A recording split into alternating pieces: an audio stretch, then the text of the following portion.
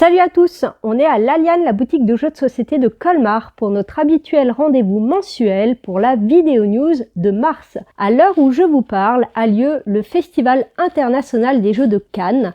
On ne connaît pas encore la sélection des As d'or, les meilleurs jeux de l'année en France, mais on a très hâte de les connaître. On en reparlera certainement dans la prochaine vidéo d'avril. D'ailleurs, cette vidéo d'avril aura un petit décalage puisqu'avec Léa, nous serons en congé du lundi 18 mars au dimanche 31 mars inclus. Donc on va avoir un petit décalage sur le tournage et le montage de celle d'avril. On a super hâte d'être en vacances, on les attend depuis Noël quasiment. On va participer aussi au festival de Mulhouse, les Happy Games. On va aller tester des petites nouveautés, puis simplement jouer, prendre plaisir. Moi j'ai anniversaire en plus pendant mes vacances, donc je vais comboter aussi avec une petite fête. Je sens que ce matin va être une pure soirée. On enchaîne tout de suite avec nos 3 coups de cœur. Ça n'a pas été simple de n'en choisir que 3 puisqu'on est dans une grosse période de sortie qui commence avec justement le Festival de Cannes. Donc voilà, on en a durement sélectionné 3. C'est parti.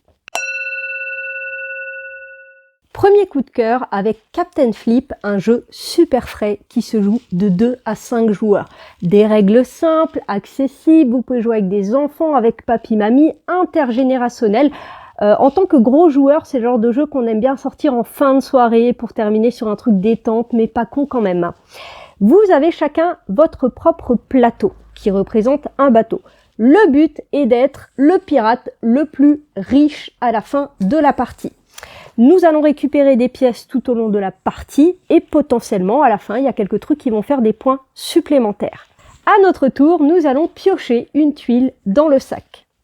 Cette tuile, si elle nous plaît, nous pouvons la poser, sachant qu'on doit remplir le bateau de bas en haut. Donc soit je la pose et je vais éventuellement immédiatement appliquer le système de points, soit, je pense qu'il y a mieux derrière, je la flippe. Alors là, évidemment, je suis obligée de poser ce côté flippé.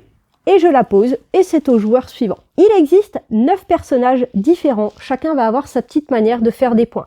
Vous avez potentiellement des symboles sur fond jaune, ce sont des points qu'on gagne immédiatement, du genre la canonnière, elle vous fait immédiatement 5 points quand vous la posez. Par contre, il y a un petit fond gris, parce que le fond gris c'est des applications de fin de partie. À la fin de la partie, si vous avez 3 canonnières, c'est perdu, vous ne comptez même pas les points. Il existe des moyens de retourner cette canonnière, notamment le singe, quand vous le posez, vous allez devoir retourner une tuile adjacente et c'est super pratique parce qu'en plus vous refaites le pouvoir de la tuile qui apparaît. Le perroquet vous permet de rejouer un nouveau tour, mais moins une pièce à la fin de la partie, sauf si vous l'avez flippé. Vous avez aussi le mousse. Plus vous avez de mousse dans les colonnes, plus vous avez des points. Quand vous remplissez une colonne, vous avez un petit gain, 5 pièces immédiatement, 3 pièces immédiatement, etc. Les plateaux, il en existe 4. Ils sont recto verso, avec parfois le premier joueur qui va remplir la colonne va gagner 6 pièces, alors que les autres ne gagneront 3 pièces. Vous avez toutes les règles à son tour. On prend une tuile, on la pose, ou on la flippe et on la pose. On fait le système de points. Des petits points éventuels à la fin de la partie. Tous les personnages sont indiqués sur l'aide de jeu. Il faut 2 parties pour connaître l'iconographie par cœur. C'est super frais, ça fonctionne trop bien.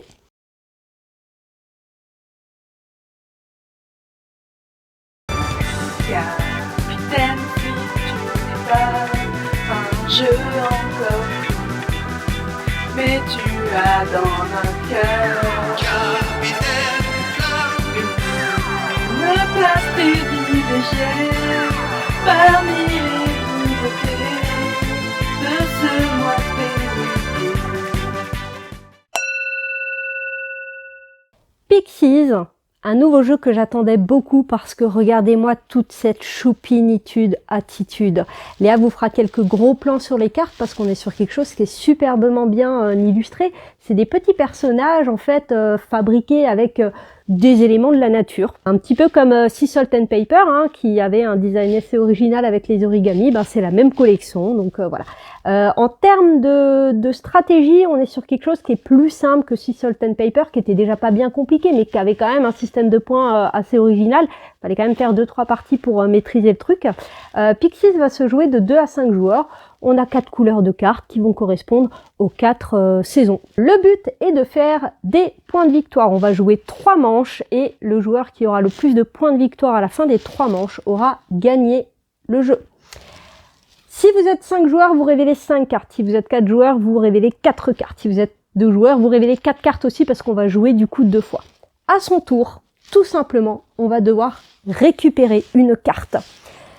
J'ai récupéré un numéro 5, je vais le mettre au centre.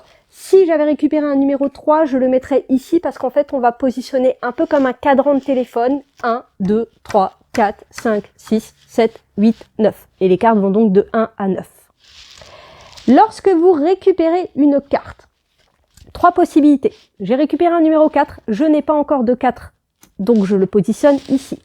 Par contre, si je récupère un numéro que j'ai déjà, j'ai un numéro 4 et j'ai déjà un numéro 4, je vais choisir laquelle des deux je garde, une que je garde et l'autre que je retourne, sachant qu'il ne peut pas y avoir plus que 2 cartes au centre. La troisième possibilité, si je récupérais de nouveau un numéro 4, donc on va estimer que c'est un numéro 4, si je récupère encore un numéro 4, simplement je retourne la carte et je la mets dans un positionnement libre.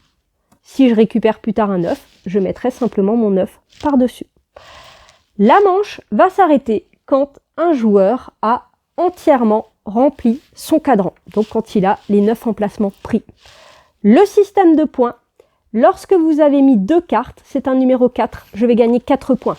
Mon numéro 5, je n'ai pas de carte en dessous, donc ça ne va pas me rapporter les 5 points. Là, j'ai une carte en emplacement 9, ça ne va pas me faire 2 points, mais si j'avais une carte 9 au-dessus, ça me ferait 9 points. Donc, vous comptez les points des cartes où vous avez réussi à en mettre 2. Chaque spirale fait 1 point, donc là, il y a 3 spirales dessinées, ça me fait 3 points supplémentaires. Si vous avez des croix, ça vous fait moins 1 point. Et dernière chose, vous regardez votre plus grand groupe contigu de même couleur. Donc imaginons que j'ai jaune, jaune, jaune. Eh bien en première manche, ça va me faire 2, 4, 6 points. En deuxième manche, ça me fait 3 points par carte. En troisième et dernière manche, ça me fait 4 points par carte. C'est tout simple. Tu prends une carte, tu la mets à l'emplacement. Et à la fin, tu comptes les points. Et en fait, j'adore ces petits formats condensés. Ça s'emmène partout, ça se montre à tout le monde. Voilà, c'est Pixies de chez Bombix. Troisième coup de cœur pour un jeu spécialement pour 2 joueurs, Marabunta. On est dans le royaume des fourmis et nous allons essayer de prendre le contrôle des territoires. C'est un espèce de roll and write, sauf que ce qui est cool, c'est qu'il n'y a pas de feuille jetable. On va écrire sur le plateau qui est effaçable. Le joueur rouge de son côté avec le stylo rouge et le joueur bleu de son côté avec le stylo bleu forcément. Le but est de faire un maximum de points, je reviendrai sur les points, c'est pas compliqué. On est chacun son tour le joueur actif. Le joueur actif va retourner une tuile, puis il va lancer les 6 dés. Il va ensuite essayer judicieusement de faire 2 lots avec la tuile. Par exemple, ouais, je mets ça là, et puis je mets ça comme ça. J'ai fait les 2 lots, mais c'est l'autre joueur qui va choisir en premier son lot et qui va appliquer tous les effets. Donc si j'ai fait un lot hyper intéressant, bah sans doute que l'autre va le prendre, moi je vais me retrouver avec le lot le moins intéressant. Il y a ce côté où des fois quand il y a un truc qui t'intéresse vachement, tu vas essayer de mettre une petite carotte à l'autre en se disant ouais ça va être trop bien pour lui ça, il va forcément le prendre. Ça marche pas à tous les coups. Des fois il fait exprès parce qu'il a vu que t'essayais de l'attirer ailleurs. Nous allons devoir prendre le contrôle de territoire. Là, j'ai un numéro 2 jaune. Ça veut dire que je vais devoir inscrire un 2 dans une case jaune. Mais avant ça, on ne peut pas commencer où on veut, sauf si on crame un terrier. Et on n'en a que 2. Donc je crame un terrier et je mets un numéro 2 ici. Là, j'ai un 0. Ça vaudra potentiellement pas beaucoup de points sur le système de points, mais le 0, je peux le mettre où je veux, mais adjacent à un autre de mes numéros. Et ensuite, ici, j'ai une petite caisse. Je vais pouvoir cocher où je veux une petite caisse. Quand j'ai coché toutes les caisses, j'ai un petit bonus immédiat. Ensuite, bah tout pareil, on va appliquer les différents dés, l'effet de la tuile qui va vous permettre de récupérer des petits cupcakes. Les cupcakes, ça fait des points, etc. Nous avons aussi sur les dés des petits symboles qui sont des espèces de petits totems. Le totem vert correspond à ça. Alors je sais qu'il y a 3 feuilles ici, 3 feuilles ici, elles appartiennent à tout le monde. Si j'ai un totem vert, je vais, avec ma couleur, ici faire un petit point. Et donc, à la fin de la partie, quand un certain nombre de tuiles sont passées ou qu'il n'y a plus de cupcakes à cocher, Nous allons regarder pour chaque territoire, donc genre territoire jaune. Hop, on va faire un petit exemple. On va dire que l'autre joueur, il est comme ça. Bim, bam, boum. On regarde qui c'est qui a le plus de valeur dans ce territoire. Donc on additionne, 3 plus 2 ça fait 5, le rouge à 3 plus 1 ça fait 4. Donc c'est le bleu qui a le plus de points sur ce territoire, c'est lui qui prend le contrôle. Il va marquer autant de points que de cercles qu'il avait cochés. Donc là j'en ai coché 3 plus les 2 de base, ça va me faire 5 points. Si c'est le joueur rouge qui avait remporté ce territoire, il n'a que 2 cases de colorier, donc il ne va faire que 2 points. Et donc on résout chaque territoire. Et on regarde qui c'est qui a le contrôle. Mais c'est bien d'avoir le contrôle, surtout si tu as réussi à cocher un petit peu grâce à tes dés totems. C'est simple, efficace, ce petit principe qu'ils appellent roll and divider. Voilà, principe de faire de l'eau, l'autre choisi en premier, qu'on avait connu dans Jolly and Roger, qui était un jeu de pirate qui date de quelques années chez Loya, et ça marchait super bien. En fait, c'est super casse-tête de faire de l'eau, hein, qui potentiellement va te convenir, et l'autre qui pourrait convenir à l'autre pour qu'il ne te prenne pas celui que tu voudrais le plus. Très cool. Comme je vous le disais, le choix a été rude de n'en sélectionner que 3 parce qu'on a joué à plein de belles choses. Là, on est vraiment dans une période de très belles sorties. Je vais vous parler rapidement de Golden Crash, qui est un jeu spécialement pour 2 joueurs, où un joueur joue les samouraïs, l'autre les poulpes pirates. Et pour gagner, il faut soit avoir le plus de pièces dans son coffre, soit il faut avoir détruit les 3 dirigeables de l'autre. À ton tour, tu as 2 actions. Tu peux jouer une carte, tu fais son pouvoir de jeu. Tu peux défausser une carte, tu fais son pouvoir de défausse, qui est pas le même que le pouvoir de jeu. Tu peux piocher une carte. Des petits pouvoirs, c'est quand même un petit peu initié, hein, les règles sont pas compliquées, mais bon, voilà, il y a de l'iconographie et tout. C'est très addictif, on a fait 7-8 parties et on adore. Sunrise Avenue, qui est une réédition d'un jeu de Rainer Knizia. On a toujours un Knizia, c'est dur à dire, hein. Ça, c'est vraiment le genre de jeu, si vous aimez les jeux, petits jeux de plateau, avec un petit peu d'interaction, style Aventurier du Rail, ça fait trop bien le taf. Vous avez un plateau et vous allez devoir mettre vos petites maisons.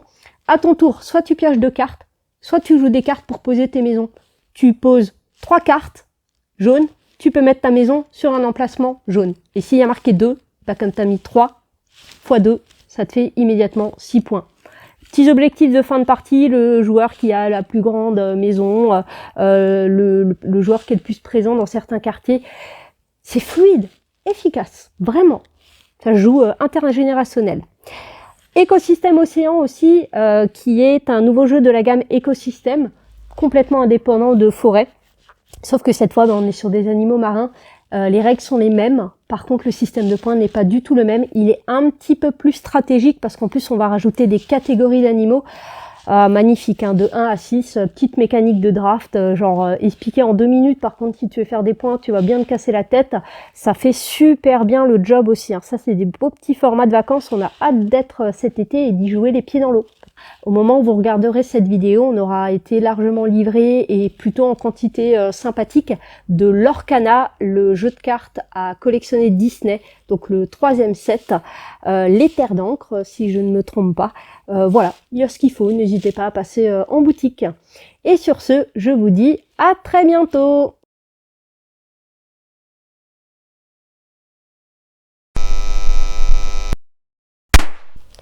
Mais on en a...